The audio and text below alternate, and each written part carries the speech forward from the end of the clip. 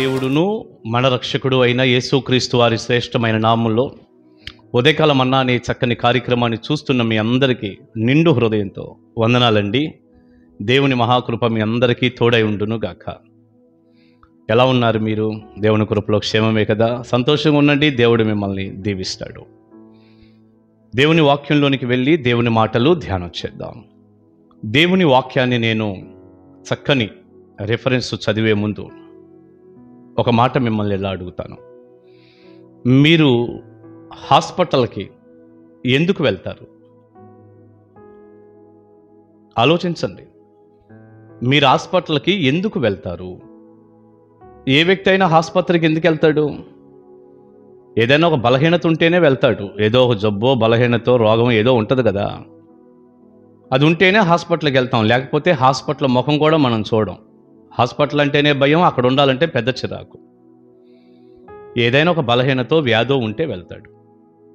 అదే నేను అడుగుతున్నాను. ఒక బలహీనత ఉంటే వెళ్తాడు నిజమే, కానీ ఏ ఉద్దేశంతో వెళ్తున్నాడు హాస్పిటల్ కంటే? ఆ జబ్బు తగ్గాలి, ఆ రోగం తగ్గాలి, నేను ఆ రోగం నుంచి బయటపడాలి. అక్కడ ఒక డాక్టర్ గారు ఉన్నారు, నా జబ్బు ఏంటో ఆయన చెప్తాడు, చక్కని టాబ్లెట్స్ ఇస్తారు, వైద్యం చేస్తారు, నాకు తగ్గిపోతుంది, నేను ఆరోగ్యవంతునవ్వాలి, నా రోగం పోవాలి అని ఒకే ఒక ఉద్దేశంతోనే ప్రపంచంలో ఏ వ్యక్తి అయినా హాస్పిటల్కి వెళ్తాడు. ఇక అంతకుమించి వేరే ఉద్దేశం ఏముండదు. ఇక ఒకటే ఉద్దేశం, హాస్పిటల్కి వెళ్తున్నాడు అంటే జబ్బు తగ్గాలి, నేను ఆరోగ్యవంతుడిగా ఇంటికి రావాలి, బ్రహ్మాండంగా బ్రతకాలి. ఇంతేగా, ఒక్క కారణంతోనే వెళ్తాడు హాస్పిటల్కి. అంతేగాని హాస్పిటల్కి నేను వెళ్తున్నాను, నాకేమో బాగా ఒక రోగం ఒకటి ఉంది, క్షయ రోగము, లేకపోతే హెచ్ఐవియో, లేక ఇంకేదైనా అంటువ్యాధులు ఉంటాయి కదండి, అంటువ్యాధులను ఉంటాయి, అవన్నీ నాకు గుర్తు రావట్లేదు, మీరు చూసుకోండి. ఇవి ఉన్నాయి అనుకోండి, నేను హాస్పిటల్కి వెళ్ళి ఈ వ్యాధులు అందరికీ అంటించొస్తాను అని పోతారా ఎవరన్నా? నా రోగాన్ని అందరికి అంటించాలి అని వెళ్తారండి?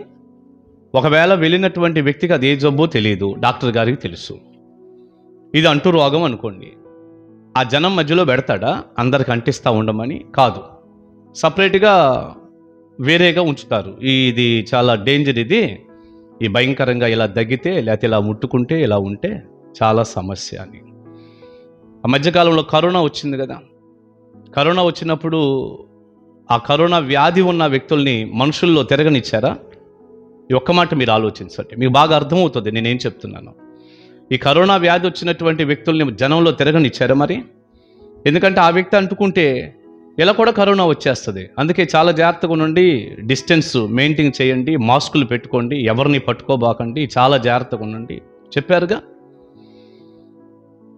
అంటే ఒక వ్యాధిని అంటించేటటువంటి వ్యక్తిని దూరం పెట్టేస్తారన్నమాట. లేదు, ఆరోగ్యాన్ని పొందుకోవటానికి వచ్చానయ్యా, బాగా ఇంటికి వెళ్ళాలని వచ్చాను అంటే ఆ వ్యాధి అయితే చక్కగా ట్రీట్మెంట్ చేస్తారు, ఇంటికి వెళ్తారు. అదేగా మనం అనుకుంటున్నాం. సరే, ఇప్పుడు చెప్పండి, హాస్పిటల్కి ఎందుకు వెళ్తారు అన్నట్టు మందిరానికి మీరందరూ ఎందుకు వెళ్తున్నారు? దైవజనుడిగా నేను అడుగుతున్నా, మందిరానికి ఎందుకు వెళ్తున్నారు మీరు?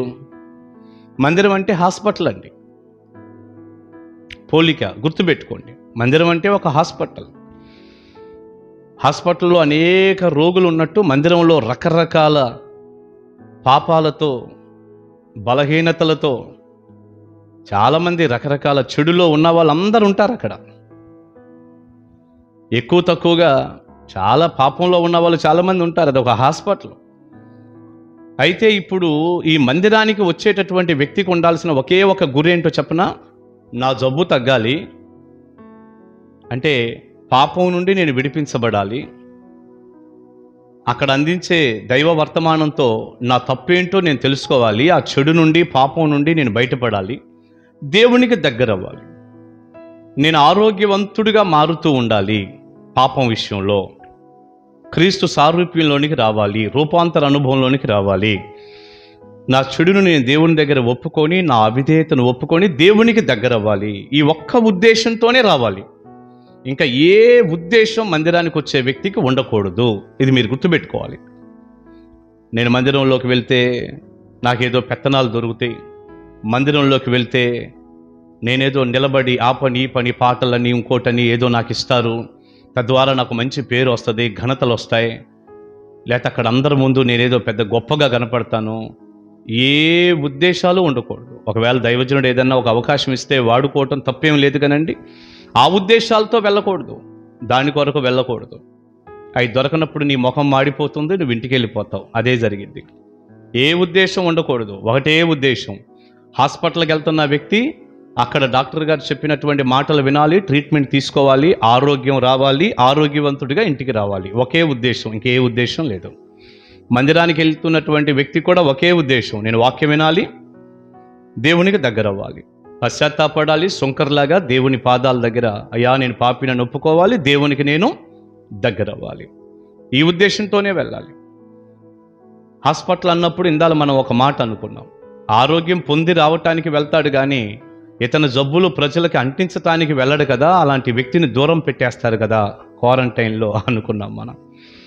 ఇలాంటి వాళ్ళు కూడా ఉన్నారండి, జబ్బులు తెచ్చి మందిరాల్లో అంటించే వాళ్ళు కూడా ఉన్నారు. కొంతమంది ఆ ఉద్దేశాలతో వస్తూ ఉంటారు. వారికి ఆల్రెడీ ఈ పాపం అనే జబ్బు ఏదో ఉంటుంది, భయంకరమైనటువంటి అవిధేయతలు ఉంటాయి. ఈ అసూయో కొండాలు చెప్పటమో ఏమండి, కొన్ని భయంకరమైనటువంటి చెడ్డ కార్యాలు చేయటమో, ఏయో జబ్బులు ఉంటాయి వాళ్ళకి, బుద్ధి సరిగా ఉండదు. అవన్నీ తీసుకొచ్చి మందిరాల్లో ఉన్నటువంటి విశ్వాసులకు అంటిస్తూ ఉంటారు.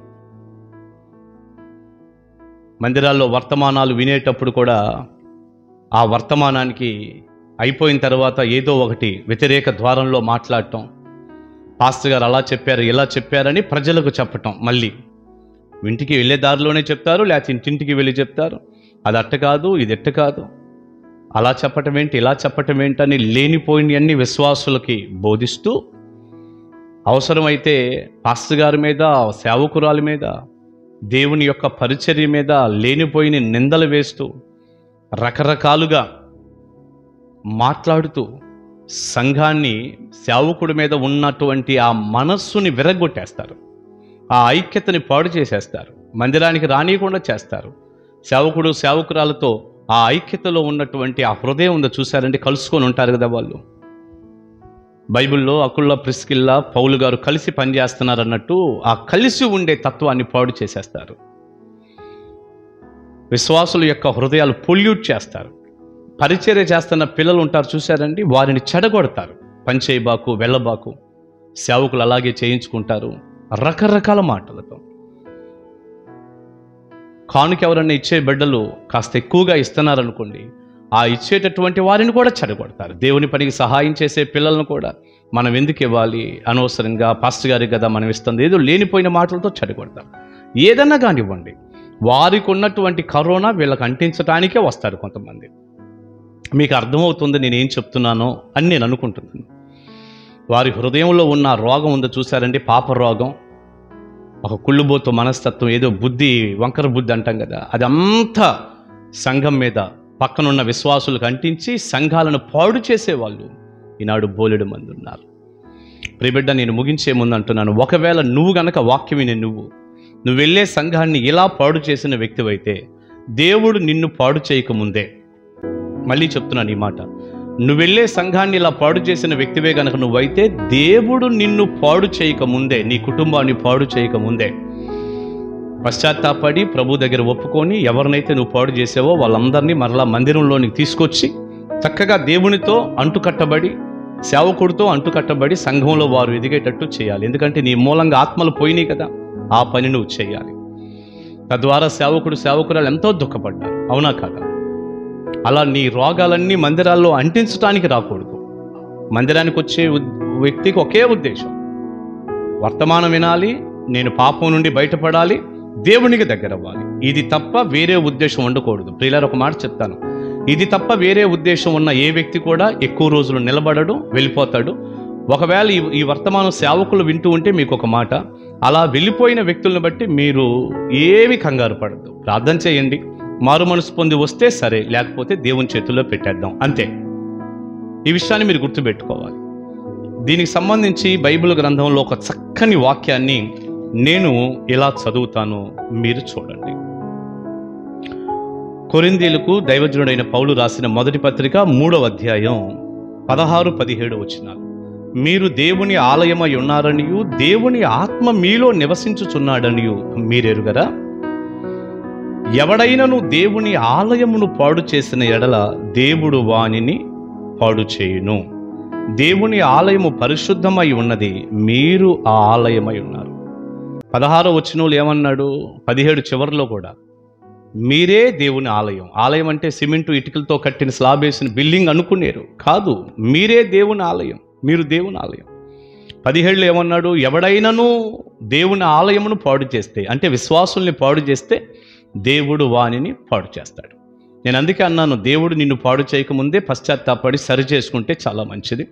నువ్వు పాడు చేసిన వాళ్ళని తెచ్చి నువ్వే మందిరానికి వెళ్తున్నావో ఆ మందిరంలో ఆ సేవకుడికి అప్పగించి నువ్వు మారు మనసు పొందు, దేవుడు నిన్ను క్షమిస్తాడు. ఈ విషయాన్ని గుర్తుపెట్టుకోవాలి. నేను ముగించే ముందు ఒక మాట, హాస్పిటల్కి వెళ్ళేవాడికి ఉండే ఉద్దేశం ఒకటే, ఆరోగ్యం పొందుకొని ఇంటికి రావాలి. మందిరానికి వచ్చే వ్యక్తికి ఉండాల్సిన ఉద్దేశం ఒకటే, వర్తమానం వినాలి, చెడేదైనా ఉంటే పొరపాటు ఉంటే సరి చేసుకుంటూ దేవునికి దగ్గరై ఆరోగ్యవంతుడు అవ్వాలి. ఇది ఒకటే ఉద్దేశం. దైవ దీవెన ఆశీర్వాదాలు నిండారులుగా మీ అందరికీ ఉండునుగాక. ఆమేన్. ప్రార్థన చేసుకుందాం. పరిశుద్ధుడు అయిన తండ్రి, మీ పరిశుద్ధ నామాన్ని బట్టి వందనాలు. విత్తబడిన చక్కని సందేశాలు మీ పిల్లలకు దీవెనగా మార్చండి. ఒక అమూల్యమైన సంగతి మేము విన్నామని నాయనా నేనైతే నమ్ముతున్నాను, మీ ద్వారా నేను నమ్ముతున్నానయ్యా. ఆ వర్తమానపు దీవెన మీ పిల్లలకు ఇవ్వండి, తోడుగా ఉండండి, సాయం చేయండి. కృపగల మీ చేతుల్లో పెట్టుకుంటూ పశ్చాత్తాపడి సరి చేసుకుంటున్న బిడ్డలందరిని ఆశీర్వదించమని, ప్రతి సంఘాన్ని కాచి కాపాడమని యేసు నామాని ప్రార్థన మనవులు అడుగుచున్నాను తండ్రి. ఆమేన్, ఆమేన్. God bless you. దేవుని కృప మీకు తోడై ఉండును గాక. కలుసుకుందాం ఉదయకాల మన్నాలో.